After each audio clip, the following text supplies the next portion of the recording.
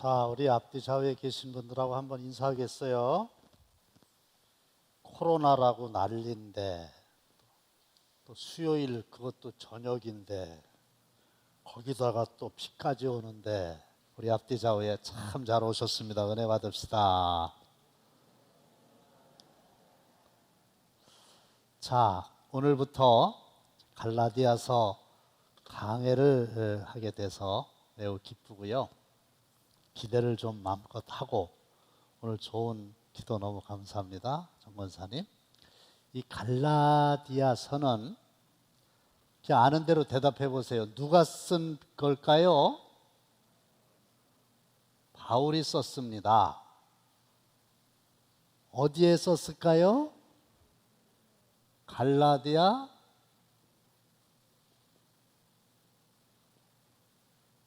교회에다가 썼어요. 근데 어디에서 썼을까요? 안디옥입니다. 왜 썼을까요? 첫째로 이 갈라디아 교회는 사도 바울이 AD 47년에 1차 전도 여행을 해요. 사도 바울은 안디옥 교회가 파송한 건 다 아시죠? 그래서 갈라디아 교회를 설립을 합니다. 그래서 갈라디아 교회의 설립자는 사도 바울입니다. 그리고 복음이 어떤 것인지를 잘 설교했지요. 근데 사도 바울은 한 교회에 계속 있는 게 아니라 전도 여행을 하는 중이잖아요. 그래서 1차 전도 여행 때 갈라디아 교회를 설립을 했고 복음에 대해서 잘 가르친 2년 후인 AD 49년에 2차 세계 전도 여행을 갑니다.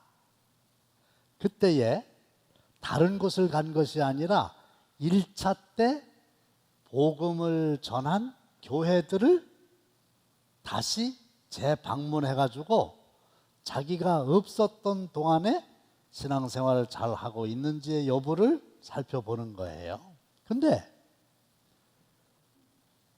49년에 갈라디아 교회를 가보니까 너무 마음이 아픈 거예요. 그동안에 무슨 일이 일어났느냐 하면은 복음이라고 하는 거 이제 설명을 좀 드릴 건데요. 복음을 전했는데 오늘 본문에도 그런 말씀이 많이 나오는데 이 복음이 변질됐어요. 잘못됐어요. 그것을 여기서는 다른 복음이라고 말을 하거든요. 복음이 다른 복음이 된 건데 이게 잘못된 거예요. 그래서 이 갈라디아서는 사도 바울이 AD 50년, 49년에 그런 걸 발견하고 50년 전후에 안디옥에서 갈라디아 교회 성도들의 잘못된 복음을 바로잡기 위한 목적에서 기록을 한 겁니다. 그리고 제가 이 갈라디아서를 택한 이유는 로마서와 더불어 갈라디아서는 복음이 무엇인가를 정확하게 알려주는 아주 좋은 성경이고 마르틴 루터가 로마서와 갈라디아서를 보면서 바른 복음이 무엇인지를 확실히 깨닫고 외치기 시작한 게 종교개혁의 시발점이었어요. 그리고 오늘 나를 비롯한 우리 모두들 오늘 저녁에 정말 잘 오셨는데요. 복음에 대해서 왜곡 또 잘못 알고 있는 게 너무 많아요. 그래서 원하기는 여러분들이나 저나 이 갈라디아서를 통해서 복음이 무엇인지를 제대로 알고 은혜 받는 기회가 되시기를 주님의 이름으로 축원합니다. 할렐루야. 반응을 더 보이세요? 그 마스크를 썼지만은 그래서 서로는 이제 마친 거고 1번 그러고 하나님의 사도로서의 바울 그랬죠? 그러면 맨 밑에 1절이 있습니다. 읽겠습니다. 여러분들 교재 큰 1번의 맨 밑에 1절 다 함께 시작. 사단으로부터 난 것도 아니요 사람으로 말미암은 것도 아니요 오직 예수 그리스도와 그를 죽은 자 가운데서 살리신 하나님 아버지로 말미암아 사도된 바울은 그냥 다짜고짜 좀 마음이 급한 것 같아요. 그리고 직설적으로 처음에 하는 얘기가 바울이 자기 자신이 사도인데, 사도.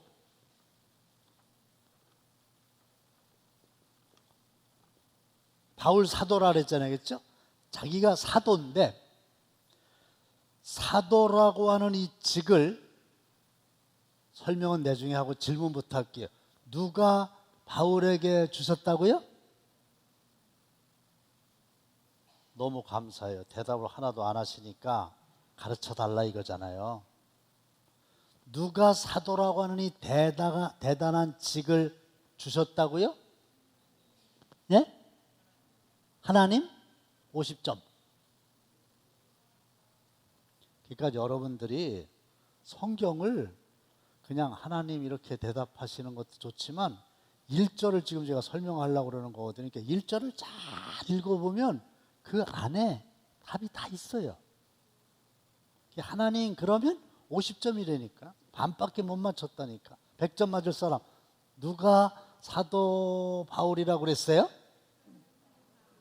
하나님하고 아버지하고 그분이에요. 50점. 아 그냥 답만. 네? 더 크게. 네. 예수 그리스도와 하나님. 어떻게 알았대요? 아 세상에 1절이 다 있다니까. 자세히 읽어보면요. 근데 저는 너무너무 감사한 게 그 중학교 때 공부를 별로 안 해도 국어 점수는 굉장히 제가 잘했어요. 국어 점수가 잘 나왔어요. 그게 왜 그런가 하면 사람들은 국어가 꽤 어렵다고들 그러는데 저는 국어가 너무 쉬운 거예요. 왜냐하면 문제를 자세히 읽어보면 그 안에 답이 다 있어요. 문단 나누기, 뭐 주제가 뭐냐. 그 너무 쉬운 거예요. 자세히 보면 다 답이 있거든요. 요거를 발견하지 못하면은 강의 설교는 참 어려운데 1절 한번 띄워줘 볼까요? 그 되겠죠? 보겠습니다. 빨리 보세요. 사람들에게서 난 것도 아니요 사람으로 말미암은 것도 아니요 오직 예수 그리스도와 이렇게 돼 있잖아. 예수 그리스도와. 그러니까 예수 그리스도 그리고 그렇죠? 그를은 누구예요? 예수를 죽은 자 가운데서 살리신 누구? 하나님 아버지로 말미암아 사도된 바울을 이렇게 얘기했잖아요. 그러니까 아주 쉽게 얘기해야 돼. 예수님과 하나님 100점. 지금 바울이 사도인데 지금 갈라디아 교회 성도들의 잘못된 복음관을 바로잡아 주려고 그러는 거 아니에요? 그러면 어떤 메시지를 전하기 전에 메시지를 전하는 사람의 권위가 세워져야 말빨이 쓰는 거란 말이에요. 예를 들어서 사도 바울이 이렇게 얘기를 하는데 아니야, 당신 말이 틀렸어. 사실은 거짓 교사들이 들어왔거든요. 그러면서 그 거짓 교사들이 오라 이렇게 해버리면 씨가 안 먹힐 거 아니에요. 그러니까 권위를 얘기하는 거예요. 내가 너희들한테 지금 잘못 알고 있는 복음을 바르게 알려주려고 그러는데 나는 사람에게서 난 게 아니야. 사람이 나를 사도시켜 준 게 아니야.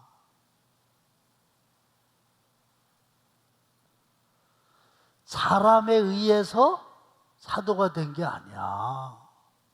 내가 사도가 된 것은 따라합시다. 예수님.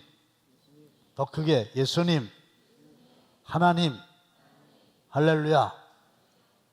두 분이 나를 뭘 시켜주신 거예요? 사도시켜주신 거예요. 그러니까 벌써 대하는 게 달랐어요. 제가 아주 오래전에 필리핀에 이제 선교 여행을 간 적이 있는데 거기도 감리교가 있거든요. 사전에 아무런 연락을 하지 않고 수요일 날 저녁에 예배에 참석을 했어요. 어느 교회에, 마닐라에 있는 어느 교회 예배를 참석했어요. 근데 그분이 모르던 양반이 왔네? 이거만 알지 누군지 저를 모르잖아요. 그래서 이제 끝났더니 담임 목사님이라야 이제 저보다도 한참 후배 그런데 이렇게 오더니 뭐 어디서 오셨냐고 뭐 차나 한잔 하자 그래서 담임 목사님실에 가서 이렇게 얘기하다가 이제 물을 거 아니에요. 그 사람이 궁금하니까. 그래서 내가 나 당진이 아니지 여기 있을 때가 아니고 내가 황두성 목사 한국에서 왔다 그랬더니 우선 목사인지를 모르는 거예요. 어이구, 그때부터 이제 자세가 달라지는 거예요. 무슨 말인지 아시겠죠? 편지를 받는 갈라디아 교회 성도들의 자세가 달라져야 된다는 권위를 가지고 얘기하는 거야. 근데 사실은 사도가 되고 선교사가 된 것은 안디옥 교회에서 성령을 받고 안디옥 교회 성도들이 기도하고 선교사로 세운 거잖아요. 인간적인 절차를 밟은 거예요.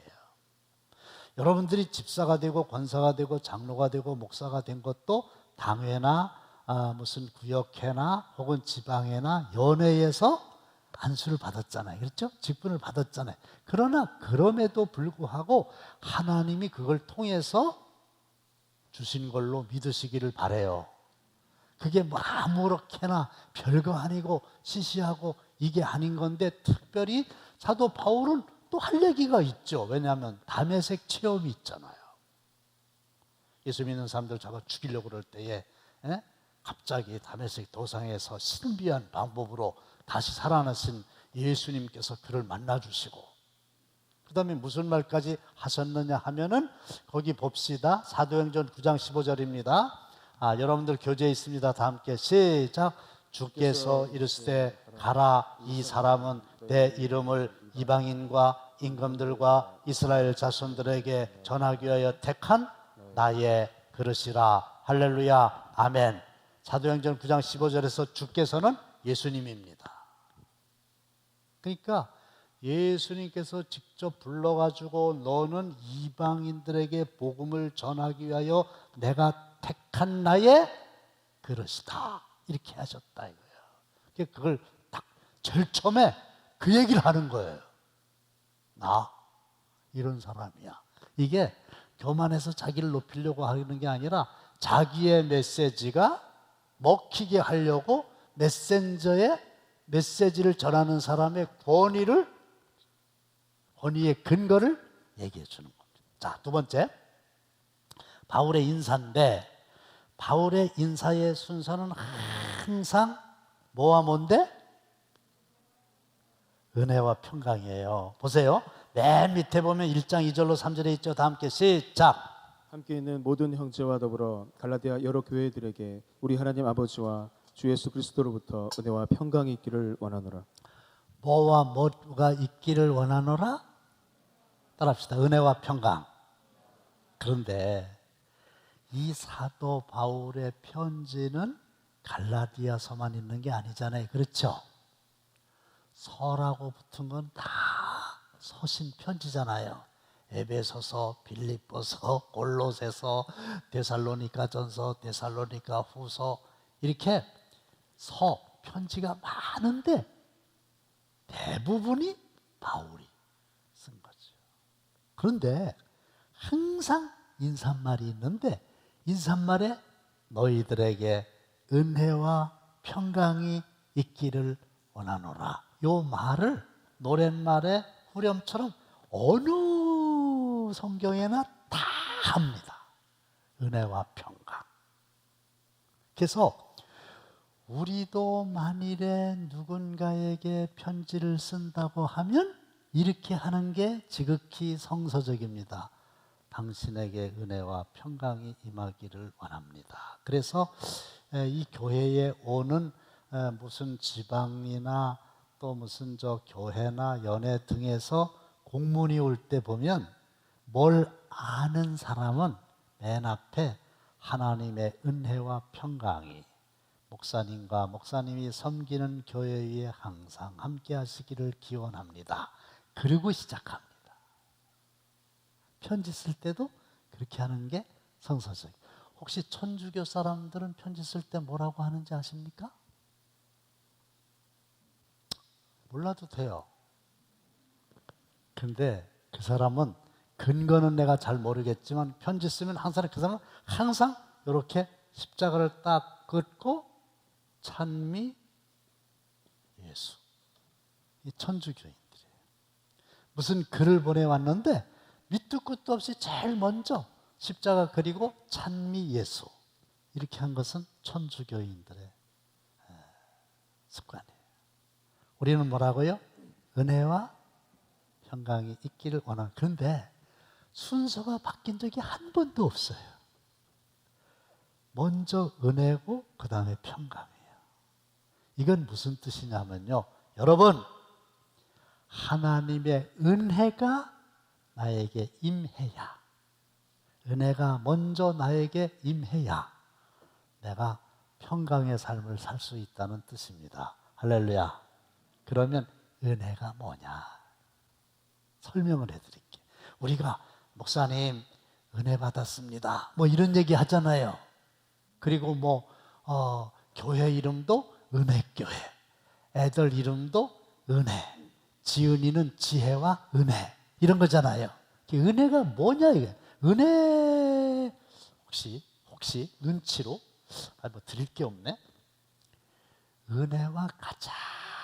은혜를 가장 쉽게 설명하는 또 다른 단어가 혹시 뭔지 아세요?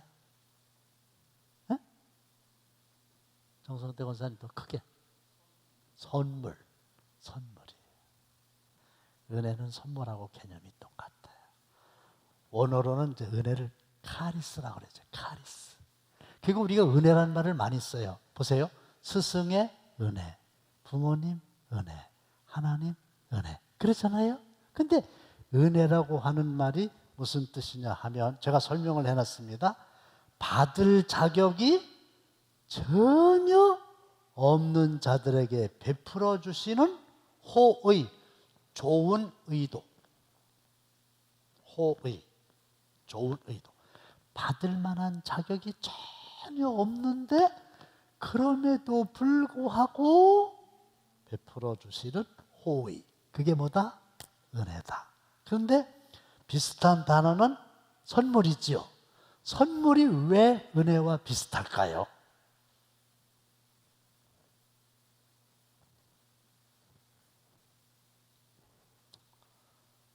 이게 선물에 요걸 누가 나한테 줬어요. 요걸 나한테 줬어요. 선물이라는 얘기는 뭐가 전제되는 겁니까? 이들 알아야 대답을 하지, 그렇죠?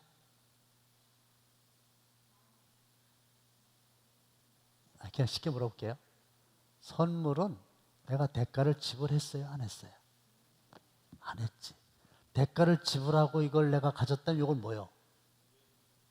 뇌물은 아니지. 뇌물을 주지도 않고 받아보지도 못했나 봐. 뇌물은 아니고 이거를 정당한 대가인 가격을 지불하고 이걸 내가 가졌다 그러면 뇌물 아니지. 뇌물은 아니고 요거는 상품을 구입한 거지. 그렇죠? 제품을 구입한 거죠, 이게. 근데 난 아무것도 안 줬는데 거기서 줬단 말이야. 그거는 선물이지. 호의, 좋은 뜻으로. 나쁜 뜻으로 아무것도 안 했는데 줬다는 그게 뇌물이네. 그렇지? 받을 만한 자격이 없고 대가를 지불 안 했는데 그냥 베풀어 준 거예요. 일방적으로. 이게 뭐다? 은혜다. 그래서 우리가 은혜를 받았다는 얘기는 목사님 설교에 은혜 받았어요. 그게 대개 무슨 뜻이냐면 감동받았어요. 이런 뜻이거든요. 그렇죠? 네, 목사님 말씀 들으면서 뭐 심지어는 재미있었어요. 이런 건데 그게 은혜가 아니고 받았다니까 내가. 근데 그 받은 게 너무 좋은 걸 받은 거예요. 근데 대가를 지불하지 않고 그냥 그쪽에서 주신 거예요. 이게 부모님 은혜지. 은혜를 아시겠죠? 그러니까 하나님으로부터 받은 놀라운 게 우리는 너무 많은 거고 그거를 받을 만한 자격이 없는데도 하나님께서 일방적으로 나에게 주셨기 때문에 그게 너무 감사한 거예요. 할렐루야.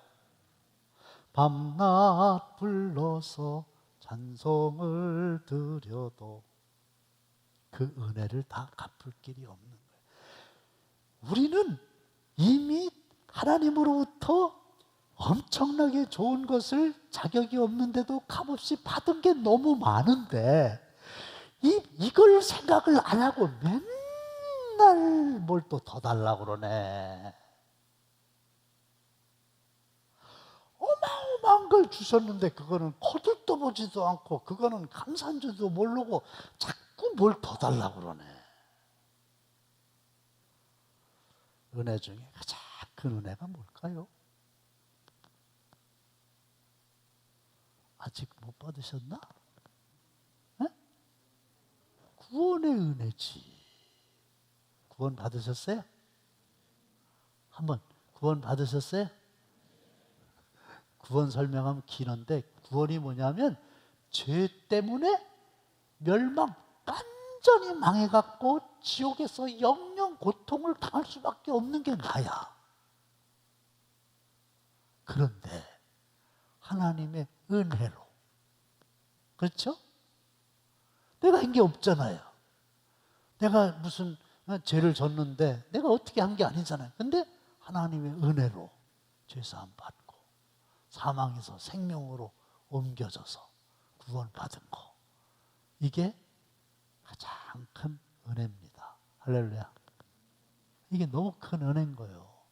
이게 사실이라면, 이게 확실하다 그러면 뭐 그렇게 서운한 게 많고, 뭐 그렇게 하나님께 삐질 게 많고, 뭐 그렇게 하나님께 섭섭한 게 많냐고요. 구원을 받았다며. 나머지는 다 그냥 있어도 없어도 그만인 것들이지. 구원을 받았으면 그게 되는 거지. 내가 내 아내하고 결혼했더니 내 아내가 가지고 있던 기타는 그냥 따라오더만. 그게 은혜고요. 그 다음에 평강이 뭐냐면요. 그거 저기 합시다. 에베소서 2장 8절 다 함께 있죠? 시작. 너희는 그 은혜에 의하여 믿음으로 말미암아 구원을 받았으니 이것은 너희에게서 난 것이 아니요 하나님의 선물이라. 그렇죠? 은혜에 의하여 믿음으로 말미암아 뭘 받았어요? 구원을 받았는데 이건 너희에게서 난 것이 아니요 뭐라고요? 하나님의 선물이잖아요. 구원이 하나님의 선물이라고요. 구원 받은 게 은혜를 입은 거거든요. 그 다음에 평강은 평화와 비슷한 개념입니다. 그래서 여러분 보세요. 따라합시다. 평안, 화평, 평화, 이게 다 승이 같아요. 뿌리가 같아요. 평화로다. 평안하십니까? 우리 이렇게 인사를 평안하세요? 편안이 아니라 평안하세요? 마음이 편하세요? 평안하세요? 이거잖아요. 근데 여러분, 제가 이 설교했는데요, 진짜요. 여러분들이 가지고자 하는 그 어떤 것도, 큰 집이라든지 뭐 자동차라든지 뭐 또 뭐 있어 뭐 어마어마한 돈이라든지 대단한 권력이라든지 뭐 하여튼 우리가 뭐 욕심껏 바라는 게 많은데 그 어떤 게 우리에게 있다 할지라도, 아멘 준비하세요. 진정으로 마음에 평안이 없다면 그건 의미가 없어요. 그렇죠? 평안이 없다면 그거는 의미가 없는 거예요. 그래서 마음이 평안한 게 복이란 말이에요. 우리 그 친구 목사님이 과거에 뭔가가 좀 잘못돼 가지고 교회를 나와 가지고 김포에서 그 목사님은 주유소에서 이 기름 넣는 일을 했고 사모님은 월부책 파는 일을 하셨어요. 얼마나 그게 어렵겠습니까? 그렇죠? 목회를 잘 하다가 서울서에다가 뭔가가 잘못됐어요. 잘못됐어. 그래가지고 그냥 교회를 나와버린 거예요. 그래가지고 주유소에서 기름 넣는 거, 사모님은 책 파는 거. 그래서 친한 친구인데 대학 동기인데 저하고 제 아내하고 그 김포를 2번 갔어요. 일부러 쌀 가지고 가고 돈 갖다 드리고 이제 너무 걱정하지 마세요. 지금 목회 잘해요. 그랬는데 너무 어려울 거 아니에요, 그죠? 상황이. 근데 어쨌든 내가 생각한 것보다는 꽤 잘 살고 있더라고요. 그냥 상황이 그러니까 어쩔 수 없는 거 아닙니까? 뭐하고 지내냐 그랬더니 그 친구가 사모님하고 시간이 많잖아요, 그죠? 주유소 안 가고 하는 시간에는 둘이 산에 올라가 가지고 운동도 하고 산나물도 뜯고 그래가지고 그걸로 맛있게 밥도 해 먹고 그러면서 그냥 잘 지내더라고요. 내 마음이 놓였어요. 근데 더 많은 걸 가지고 있어도 부부지간에 갈등이 심하고 뭐 갈라서 해야 되냐 말아야 되나 이렇게 하고 김대중 대통령 그 아들들이 있는데 그 이호 여사가 있던 그 집 그거 뭐 유산 가지고 노벨 평화상 그 받은 상금하고 그거 가지고 지금 재판합니다. 네 거냐 내 거냐 왜 네가 그 다 갔냐 이렇게 재판하고 있어요. 신문에 나서 제가 봤거든요. 그러니까 국회의원이에요. 국회의원이 뭐예요? 지들 형하고 재판하고 재산 가지고. 그거는 행복이 없는 거예요. 그렇죠? 그래서 여기서 그 평안이라고 하는 거는 피스인데 피스 P-E-A-C인데 이런 피스만이 아니라 평강이라고 하는 말은 이런 뜻이 있는 거예요. 하나님과 같이 하나님과 더불어 하나님이 주시는 평안. 평화로다. 하늘 위에서 내려오네. 여러분 오늘도 어떤 집사님이 나한테 전화했는데 목사니까 이제 설교하는 거지 뭐 전화 왔어도 어려운 얘기 하길래 내가 아무리 어려운 상황을 당해도 그 어려움을 누가 내 편이 되어서 나와 함께 해주느냐에 따라서 힘을 얻기도 하고 힘을 잃기도 하는 건데 그렇죠? 하나님이 함께 하시면 상황과 관계없이 하나님이 주시는 평안을 누릴 수 있습니다. 할렐루야. 그래서 사도 바울이 지금 갈라디아 교회 성도들에게 이런 은혜와 이런 평강이 임하기를 바란다 그랬는데 여러분들에게도 이런 은혜와 평강이 있기를 원합니다. 할렐루야. 그런데 문제는 이 은혜라고 하는 말은 헬라인들의 인사말입니다. 그리고 평강이라고 하는 말은 히브리인들의 샬롬이라고 하는 말 있죠? 샬롬. 그리고 이 샬롬이라고 하는 말은 우리나라의 인사말하고 너무 똑같습니다. 우리 사람들 만나면 뭐라고 그래요? 평안하셨어요? 이러죠? 평안하세요? 이러죠? 이게 샬롬이에요. 그래서 은혜는 헬라인들이 하는 인사말이고 평강은 히브리인들이 하는 인사말이고 사도 바울은 이 두 말을 즐겨 썼고, 우리도 은혜가 뭔지 평강이 뭔지를 알았다면 앞으로 편지글을 쓰거나 할 때에 사람들을 만났을 때에 은혜가 평강이 늘 함께 있기를 바랍니다. 할렐루야.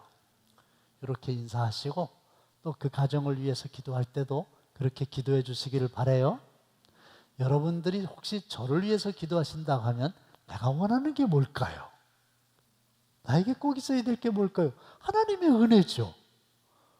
내가 뭐가 더 필요하겠어요? 그러니까 하나님, 우리 목사님에게 은혜를 더 허락하시고, 할렐루야. 그보다 더 큰 게 뭐가 있어요? 그 다음에 평강을 주옵소서. 됐죠? 그런 거예요. 자, 넘어갑시다.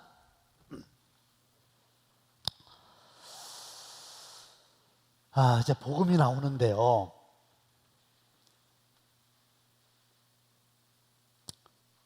복음이 뭐냐? 복음, 가스펠, 복음. 그러면 그리스도께서, 다 함께 시작. 그리스도께서 하나님 곧 우리 아버지의 뜻을 따라. 그리스도는 예수님이시죠. 즉 예수님께서 하나님의 뜻을 따라 하신 일, 그게 복음이에요. 여러분들 복음 그러는데 복음이 뭐냐 그럴 때 어렵게 생각하면 안 돼요. 그리고 복음이 뭐냐 할 때 정확하게 설명하실 수 있어야 돼요. 하나님의 뜻을 따라 예수님이 하신 일이 복음입니다. 요거를 단 한마디로 얘기한다고 하면 복음은 예수님이십니다. 예수님이 복음이십니다. 할렐루야. 복음이 뭐냐? 예수님이에요. 예수님이 하신 일이 뭐예요?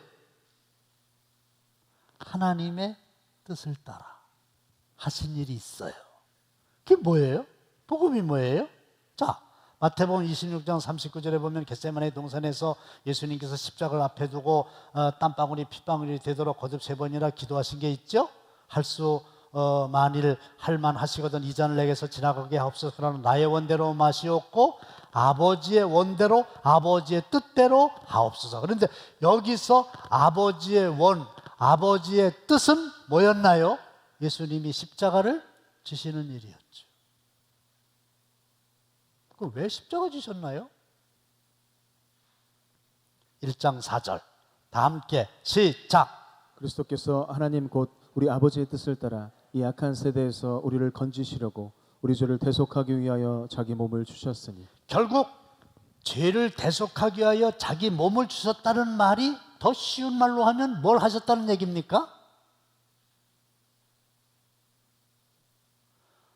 대속하기 위해서 자기 몸을 내어주셨다는 얘기가 예수님이 뭘 하셨다는 얘기예요? 아니, 마스크는 썼지만 대답은 하셔야지. 네? 아니, 더 자신 있게요. 아버지의 뜻을 따라 우리를 건지시려고 우리 죄를 대속하기 위하여 자기 몸을 주신 거, 그걸 뭐 했다고 그래요? 예, 십자가 주신 거잖아요. 몸을 주신 게, 죄를 용서해 주시게 몸을 주셨다는 얘기가 십자가에 달려 돌아가신 거잖아요. 그리고 십자가를 지시는 건 하나님의 뜻이었잖아요. 그러니까 여러분, 복음의 핵심은 뭐냐면 예수님이에요. 예수님. 그 예수님이라, 이거 알죠? 예수님의 이름이 뭔지 혹시 아세요? 예수님의 이름 뭐예요? 네? 예수님 이름이 뭐냐고? 네? 예수님? 예수님 이름이 예수님? 그렇지. 예수님의 이름은 예수예요. 그 이름에다 님자 붙인 거예요. 예수. 이름이라고. 예수님의 이름이 예수라고.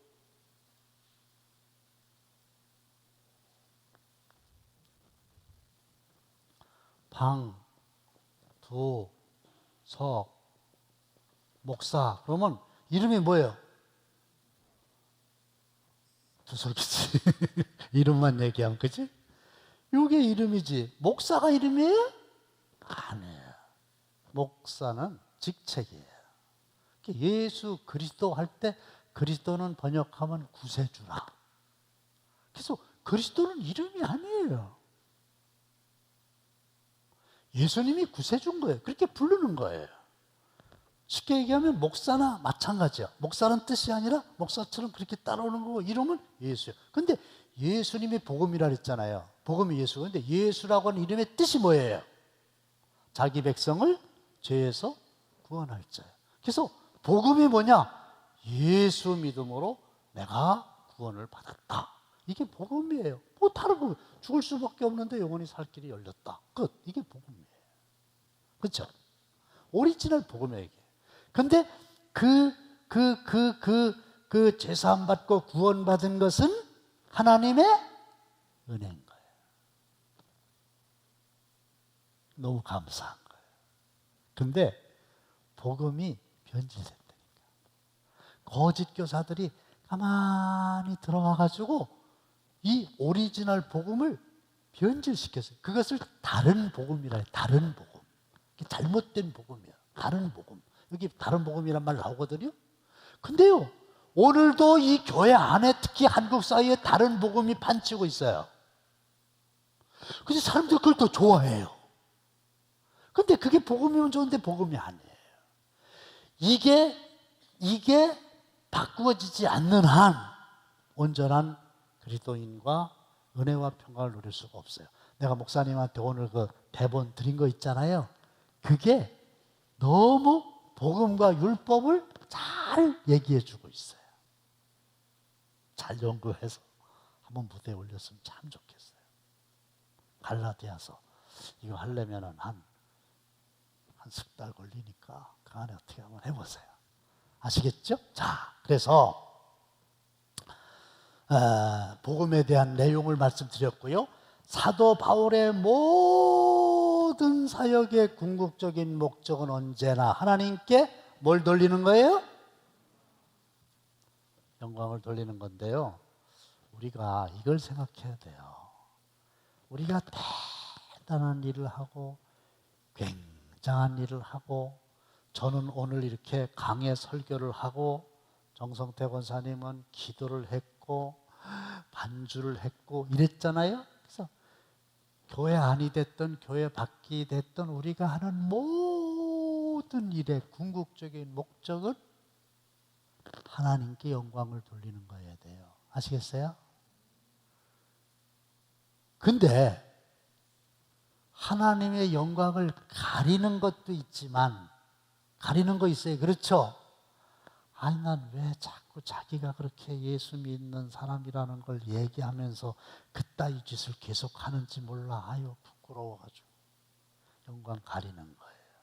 근데 우리는 영광을 가려서도 안 되지만, 영광을 가리는 것만큼 아주 잘못된 게 뭐냐면, 영광을 하나님께 돌리는 게 아니라 자기가 받으려고 그러는 거예요. 영광을 자기가 누리려고 그러는 거예요. 자기가 받으려고 그러는 거예요. 영광을. 그래서 뭐 대단한 일을 했는데 안 알아주네.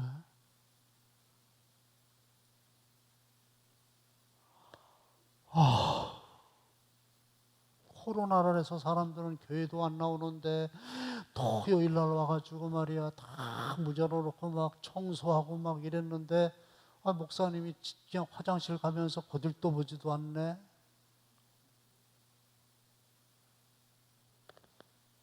잘한다고 칭찬은 안 해줄 멍정. 그래갖고 섭섭한 마음이 들고 막 삐지기도 하고. 장로가 될 줄 알았는데 어떻게 결과가 안 좋아가지고 안 됐다 이거지. 그럴 때 그 인간적인 모든 게 나오고, 이런 것들은 하나님께 영광을 돌려야 되겠다는 게 애시당초 없어서 그렇게 되는 거예요. 자기가 영광을 받으려고 그러는 거예요. 이게 문제라고. 신약에 헤롯이 충이 먹어 죽었다 그랬잖아요. 풍 걸려 죽었다 이렇게 해석하는데 그것도 뭐냐면 주님이 영광을 받으셔야 되는데 그걸 자기가 가운데서 자기 가로챘거든. 자기가 영광을 받으려고 그러는 거예요. 그러니까 장로님이 됐다고 박사학위를 받았다고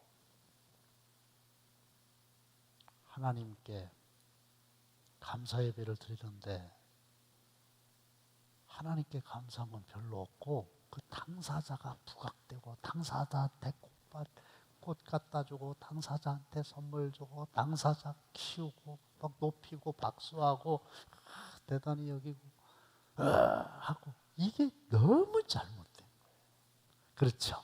근데 사도 바울은 모든 크고 작은 일의 궁극적인 목적은 하나님께 영광이에요. 너희가 먹든지 마시든지 무엇을 하든지 다 하나님의 영광을 위하여 하라. 오늘 하루도 내가 교회 안팎에서 어떤 일을 했다 할지라도 그것이 하나님께 영광이 될 때 그런 의미가 있는 겁니다. 그렇죠? 꽃꽂이 별로 안 알아줘도 계속 하실 거죠?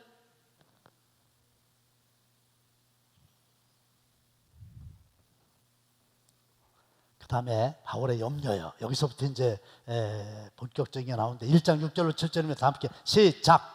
당신들은 주에서 구원한 아니 그리스도의 은혜로 1장 6절로 7절 시작.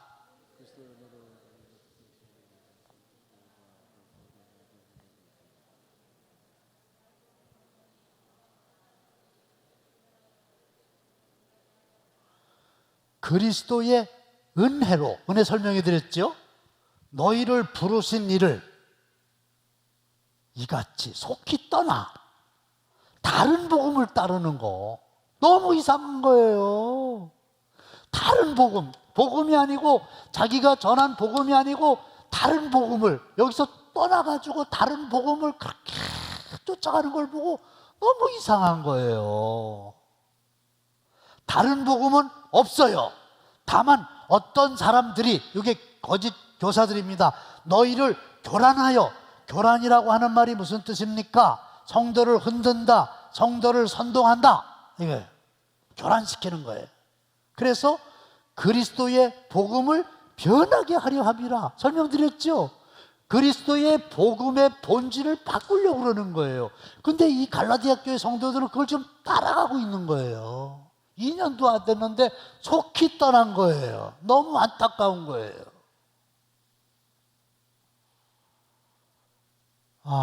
여러분들은 정말 그 강해 설교 잘 나오셨어요. 복음을 정확하게 안다는 게 얼마나 중요한지 몰라요.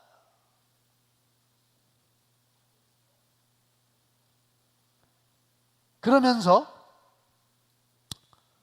4번 다 됐죠? 바울의 염려? 경고가 있어요. 유대인들은 강조하고 싶은 것이 있으면 2번 반복을 합니다. 이런 거예요. 보세요. 내가 진실로 진실로 너희에게 이르노니. 이게 진실로 진실로 거듭 반복했죠. 너무 중요하다는 얘기예요. 그래서 이 유대인들은 아주 중요한 것을 강조할 때는 거듭 2번 반복합니다. 그런데 오늘 본문에 보면 1장 8절로 9절에 보면 그러나 우리가 혹은 하늘로부터 온 천사라도 소용없다 이거야. 우리가 너희에게 전한 복음 외에 다른 복음을 전하면 뭘 받는다고요? 저주를 받을지어다. 우리가 전에 말하였거니와 내가 지금 다시 말하노니 만일 누구든지 너희가 받은 것 외에 다른 복음을 전하면 저주를 받을지어다. 그래서 저주를 받을지어다, 저주를 받을지어다가 2번 나오잖아요. 다른 복음을 전하면 저주를 받을지어다, 다른 복음을 전하면 저주를 받을지어다. 이렇게 돼 있잖아요. 저주받. 다른 복음을 전하는 사람은 반드시 저주를 받는 거예요. 강조하는 거예요. 이단이라는 게 뭐냐면 끝이 다른 거잖아요.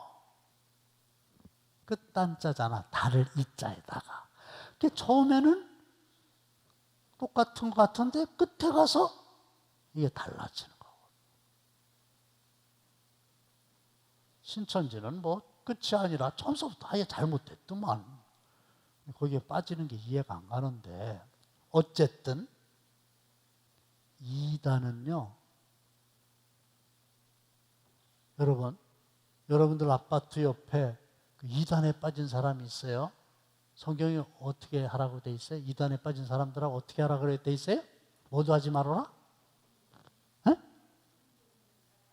상대도 하지 말아라는 이제 짐작으로다가 눈치가 빠르신 분이고, 예? 예. 어떻게 알았어요? 성경에 있죠. 이렇게 얘기해요. 인사도 하지 마라. 그래서 진짜 인사를 안 해? 뭘 그렇게 어려워? 인사도 하지 말라가 무슨 뜻인지 몰라요? 인사도 하지 말라고요. 진짜 나쁜 것들이에요. 복음을 비틀어가지고 다르게 전하니까. 복음을 왜곡했으니까. 저주를 받는다. 그러니까 지금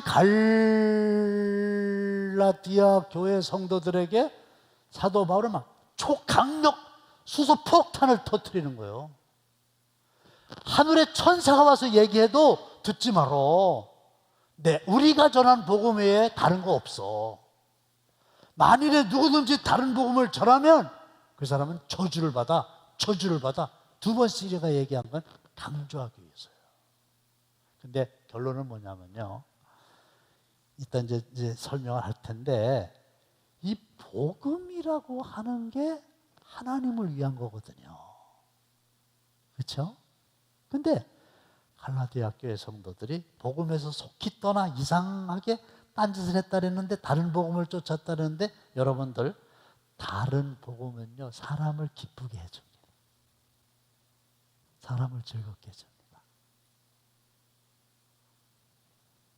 그게 사람들이 혹하는 겁니다.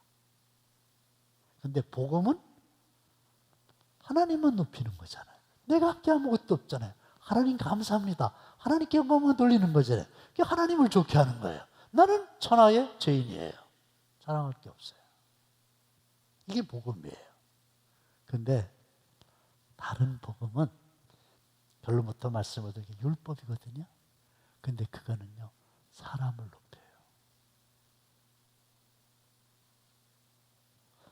여러분, 겸손의 반대가 뭔지 알아요? 우리는 교만 그렇게 얘기하죠? 맞아요. 근데 겸손의 반대 개념은, 복음 앞에서 겸손의 반대 개념은 자랑이에요.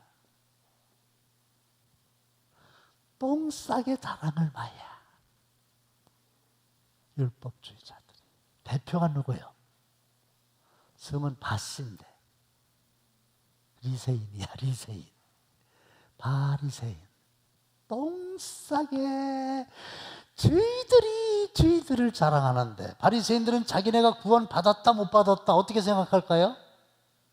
구원 받았지. 누가 구원 못 받았어요? 저 세리 창기들이 불쌍한 거예요. 근데 하나님은 누구를 구원하시나요? 바리새인이 아니라는 거예요.